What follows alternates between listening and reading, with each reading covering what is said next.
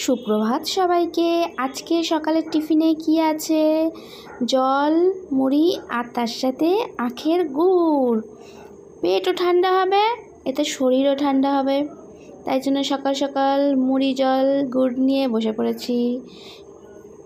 তারপর আজকে ভাবছি যে একটু ঘরদোরের পরিষ্কার করার কাজ করব। মা ওইদিকে খাচ্ছে চা। মাকে একটু সবজি টবজি কেটে না দিলে হয় না, কারণ মা একা কতটাই করবে। এমনি তো আমি না থাকলে কাজে আমি যখন কাজে যাই তখন তো মা সব সারা বাড়ির কাজই করে। তাই মাকে একটুখানি হাতাপাতি জোগাড় করে দিয়ে চলে এলাম বিছানা গোছাতে। বিছানা গুছিয়ে নিয়ে তারপর লেগে পড়বো কাজে। মাকে বললাম আজকে যে তুমি রান্নার ওইদিকে করো আর আমি এদিকে, কারণ কি বলো তো, আমি যদি রান্নার ওইদিকে যাই তাহলে আর এই ঘরের কাজবাজগুলো হয়ে উঠবে না। আর মা পরিষ্কার রাখে, কারণ আমাদের বাড়ি রোজই পরিষ্কার হয়, রোজ পরিষ্কার রাখে বলেই এত টিপটপ দেখতে পাও।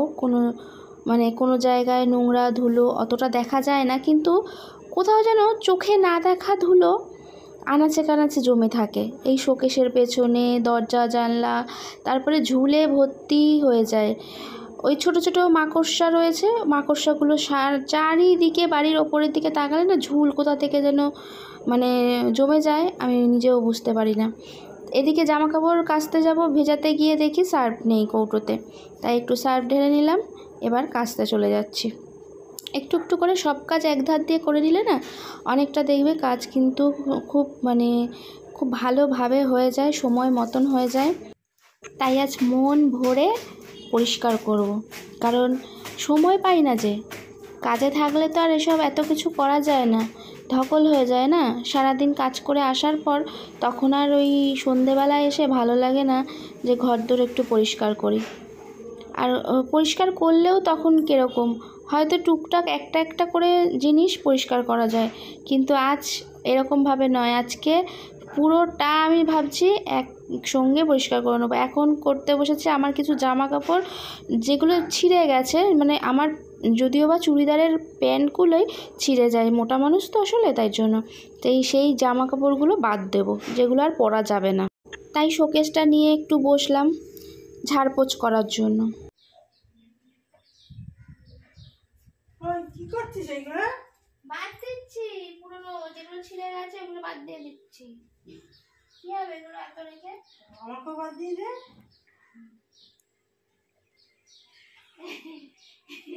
আজ ভেঙে গেছে, আমাকেও বাদ দিয়ে দে। আর ছিঁড়ে গেলে বাদ দেবো না তো, ছেঁড়া জামা কাপড় পরবো নাকি তাহলে? ছেঁড়া জামা কাপড় তো সব আলমারিতে পুরো রেখে দিচ্ছ। প্যান্টগুলো সব ছিঁড়ে গেছে, কি করবো বলো? বার করেছিলি কেন সুজি? টাইম পাই, আমি টাইম পেলে তো বার করবো। তা অনেকগুলো জামা কাপড় বাদ দিয়ে দিয়েছি, কিন্তু কোনোভাবেই শোকেসটা খালি করতে পারলাম না। ভাবলাম যে অনেকটা হয়তো খালি হয়ে যাবে, কিছুই খালি হলো না।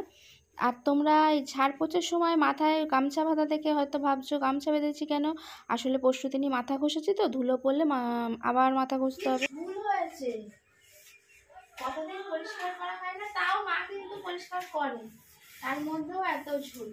তোমাদের সঙ্গে কথা বলার টাইমই পাচ্ছি না, আজকে হেভি কাজের চাপ আছে, কাজের প্রেশার।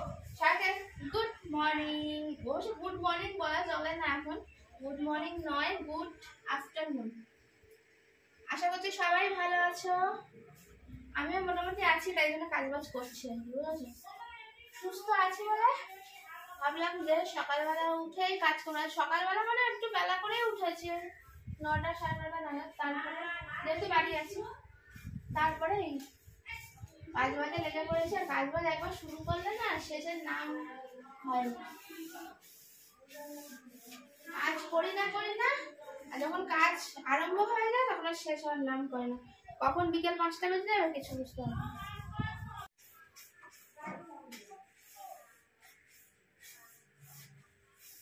আর ছোট ছোট মাকড়সাগুলো হেভি জ্বালায়,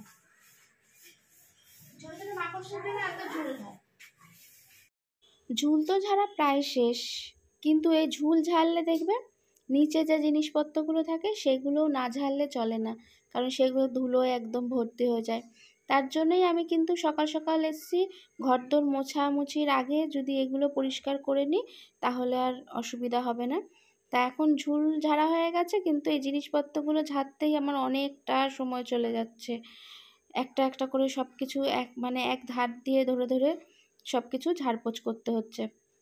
আর এদিকে রয়েছে যে মাটির ফুলদানিগুলো, সেগুলো তো প্রচণ্ড পরিমাণে ধুলো পড়েছে। আর আমি আর হেঁটে চলে যেতে পারছি না, এত কাজ একসঙ্গে পারা যায় নাকি। তার জন্য দেখো সেই বসে বসেই ঘষতে ঘষতে চলে যাচ্ছি। যাই হোক, এবার এক এক করে এইগুলো পরিষ্কার করে নিচ্ছি।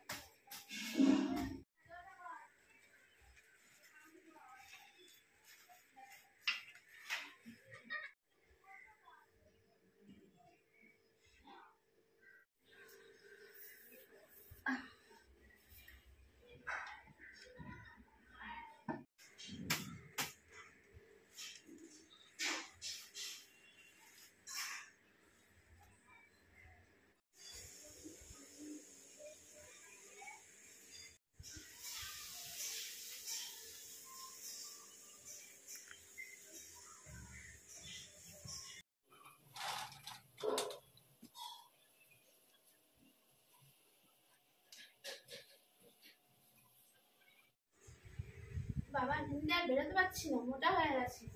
আগে এখান দিয়ে গুল গুল করে চলে আসতাম।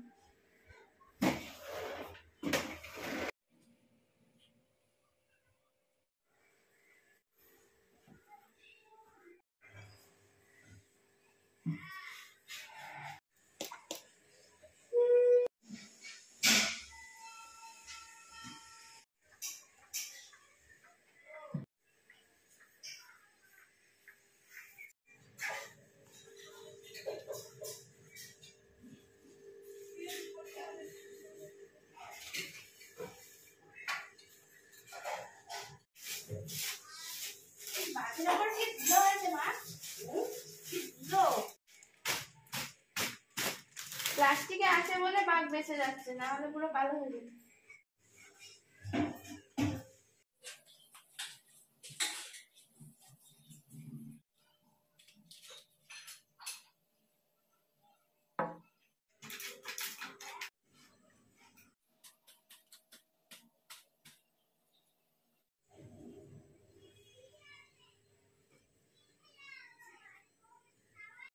কাজ করতে করতে হাঁপিয়ে গেছি, এবার মা কি রান্না করছে সেটাও তো দেখতে হবে। তাই জন্য চলে এলাম একটু উকিঝুঁকি মারতে। তা মা উকিঝুঁকি মারা দেখেই বুঝে নিয়েছে যে আমার একটু কিছু টেস্ট করার ইচ্ছা হয়েছে। তাই জন্য মা দেখো তরকারি রান্না করতে করতে কড়াই থেকে তুলে দিয়েছে। দারুণ হয়েছে কিন্তু। আর এই বেসিনগুলো কিন্তু রোজই মাজা হয়, যেহেতু মা ওইদিকে করছে বলে তাই আমি একটুখানি বললাম যে এখানটা আমি মেজে দিচ্ছি, আর রান্নাঘরের বেসিনটা মাই মেজে নেবে। এরপর সব মোটামুটি প্রায় হয়েই এসছে, এবার ঘরদোর মোছার পালা। তা মুছতে চলে এলাম।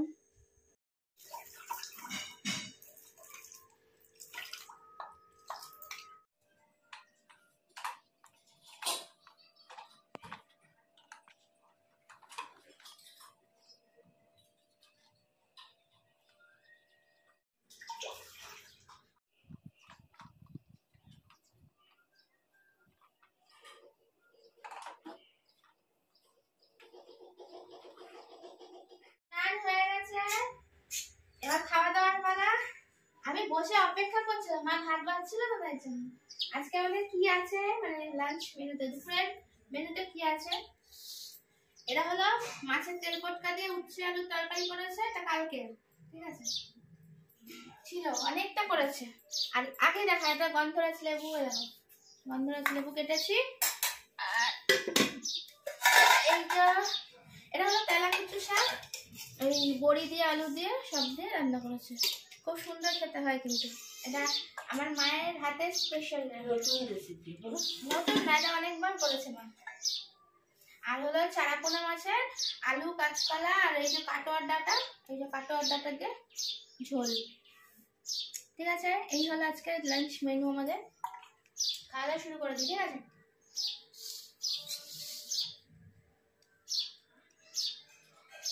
লেবু নেবে না?